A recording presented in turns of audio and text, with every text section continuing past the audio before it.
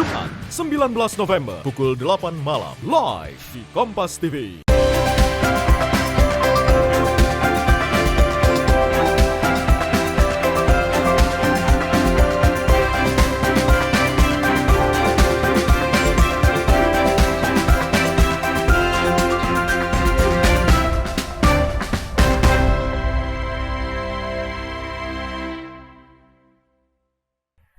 Pemirsa, kasus COVID-19 melandai, PPKM dilonggarkan, capaian vaksinasi digenjot dan pariwisata kembali dibuka.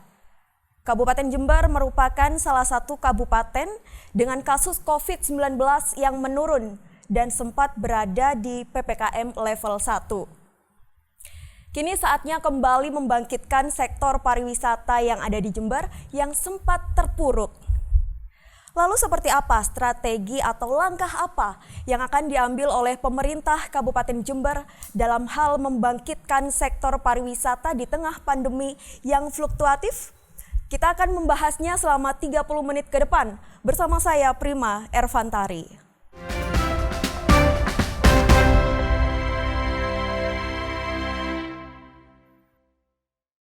Pemirsa, untuk membahas strategi dan langkah yang akan diambil oleh pemerintah Kabupaten Jember dalam hal membangkitkan dan memulihkan sektor pariwisata yang ada di Jember, saat ini sudah bersama dengan saya narasumber yang sangat luar biasa. Beliau adalah orang nomor 1 yang ada di Kabupaten Jember. Siapa lagi kalau bukan Bupati Jember, Bapak Haji Hendy Siswanto. Kita sapa terlebih dahulu pemirsa. Assalamualaikum Pak Hendy, bagaimana kabarnya? Waalaikumsalam warahmatullahi wabarakatuh, Prima. Kabar baik. Kabar baik. Alhamdulillah, sudah lama nggak jumpa Mbak Prima ya. Kita kembali dipertemukan dengan suasana yang berbeda ya Pak, namun dengan semangat yang membara ini. Keren ini ya, keren sekali, sekali. Pak Hendy, tadi di awal di opening sempat saya bahas mengenai kasus COVID-19 yang ada di Jember ini ya Pak. Bagaimana Pak Hendy saat ini kondisi COVID-19 di Jember? Alhamdulillah Prima, sekarang ini kita sudah 2 bulan yang lalu kita sudah level 1 Mbak. Sudah level 1 dan karena dari pemerintah pusat memberikan satu variabel baru yang level 1 itu dengan syarat setelah kita menikmati 1 bulan lebih, level 1 boleh masuk, boleh dengan tingkat kematian 0, sudah yang terpapar sudah di bawah 1 digit, di bawah 1 digit, dan yang sembuh di atas 2 digit gitu, itu kita masuk level 1 sudah 1,5 bulan. Namun demikian ada kebijakan dari pemerintah, level 1 didapatkan kalau capaian vaksinasinya sudah 50% di dosis 1, dosis 1-nya. Nah begitu masuk di situ kita posisinya masih 23%. Akhirnya dengan Jakarta ditarik kembali level 1-nya. Naik lagi ya Naik Pak. Level 3 tapi khusus vaksinnya level 3. Tapi dengan yang lainnya itu posisi kita level 1. Angka kematian, angka yang pemakaian tempat tidur di COVID, di rumah sakit itu semua di bawah 20%. Kecil sekali sudah.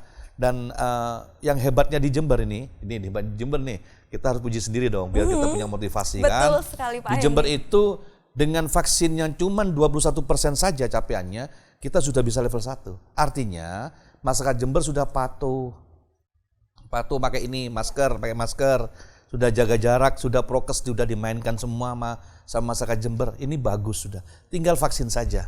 Nah, dan alhamdulillah sekarang ini dengan tempo hanya 2 minggu, tidak sampai 2 minggu, kita posisinya sekarang sudah 43%. 43 ya. Kita naik terus kayak meleset dengan 43%, sedikit lagi.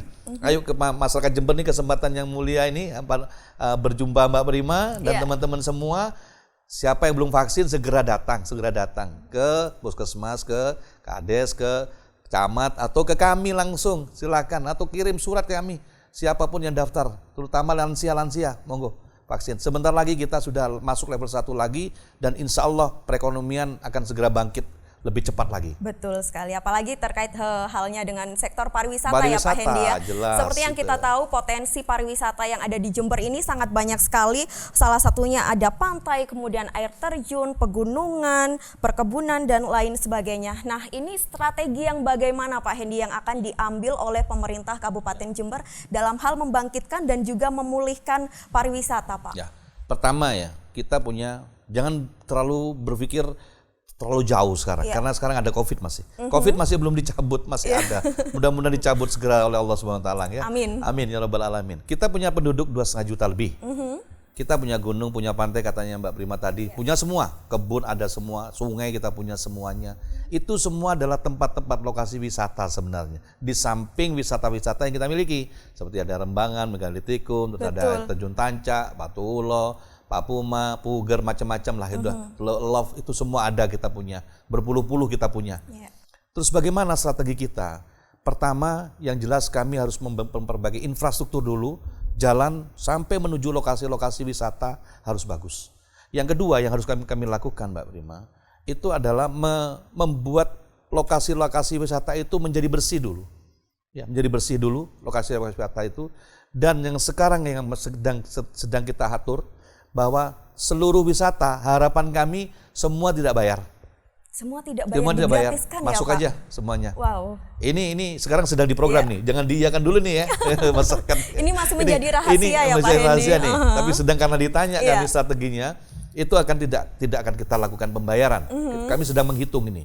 Kira-kira kalau tidak membayar, pendapatan kami kan menurun.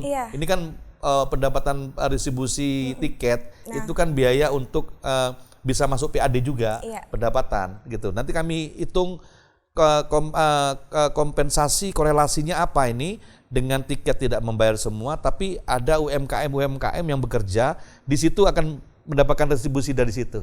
Kita kembalikan di situ polanya.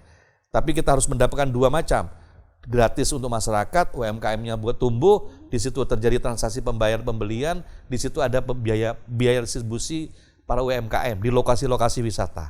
Nah ini berapa nilainya, berapa plus minusnya di situ Mbak. Maka dari itu dengan kondisi COVID seperti ini, dengan 2,5 juta ini, harapan kami mereka bisa tertarik untuk datang. Orang nggak bayar saja kok, kenapa susah-susah kita ke sana gitu. Susah-susah kita nggak ke sana, kita harus ke sana, kita nikmati tempat kita sendiri Mbak, gitu Mbak. Tapi dengan strategi yang seperti itu masyarakat juga tidak boleh mengentengkan ya Pak, walaupun itu tidak membayar untuk tiket masuk atau lain sebagainya, tapi harus tetap menjaga kebersihan ya Pak Hendy. Sangat luar biasa sekali. Nah Pak, ini seperti yang kita tahu Kabupaten Jember sendiri masih mempunyai PR dalam hal capaian vaksinasi yang belum 50% tadi. Juga tempat wisata yang ada di Kabupaten Jember juga tidak semuanya telah dibuka ya Pak Hendy ya. Dan ada syarat khusus bagi mereka yang akan memasuki tempat wisata itu, terutama harus divaksin terlebih dahulu. Nah ini bagaimana agar tidak terjadi kecemburuan sosial antara para pemilik tempat wisata dan lain sebagainya Pak? Kalau sekarang sudah mulai kita izinkan sekarang Mbak Prima, kita izinkan untuk dibuka tapi terbatas, terbatas. Dan kami masih belum mengeterapkan peduli lindungi yang semua harus sudah vaksin di situ. Dan ini kami sudah mengurus itu untuk di seluruh tempat wisata, karena beda-beda itu. Kalau peduli lindungi itu ada satu barcode yang ditempelkan begitu bahwa kami sudah divaksin, itu nampak di situ. Tapi harus ngurus satu-satu. Ini sistem sekarang di provinsi, kita ngurusnya di provinsi Mbak. Setiap lokasi harus membuat satu barcode sendiri-sendiri. Itu harus ngepop provinsi. Dan sekarang kami sudah mengurus itu. Dan mudah-mudahan nanti dengan adanya peduli lindungi ini, semua bisa terkontrol di situ. Mau nonton bioskop harus sudah punya itu. Kalau nggak punya nggak bisa nonton bioskop gitu. Menjadi syarat wajib ya itu Pak Hendy. Syarat wajib. Bapak, selain berkaitan dengan pandemi, membangun wisata Jember juga membutuhkan kolaborasi dengan stakeholder lainnya. Mengingat beberapa wisata andalan di Jember merupakan milik Perhutani dan juga Taman Nasional. Nah, seperti Papuma dan juga Bande Alit. Lalu strategi apa yang dapat Pemkab Jember lakukan dalam hal membangkitkan wisata itu dan bagaimana?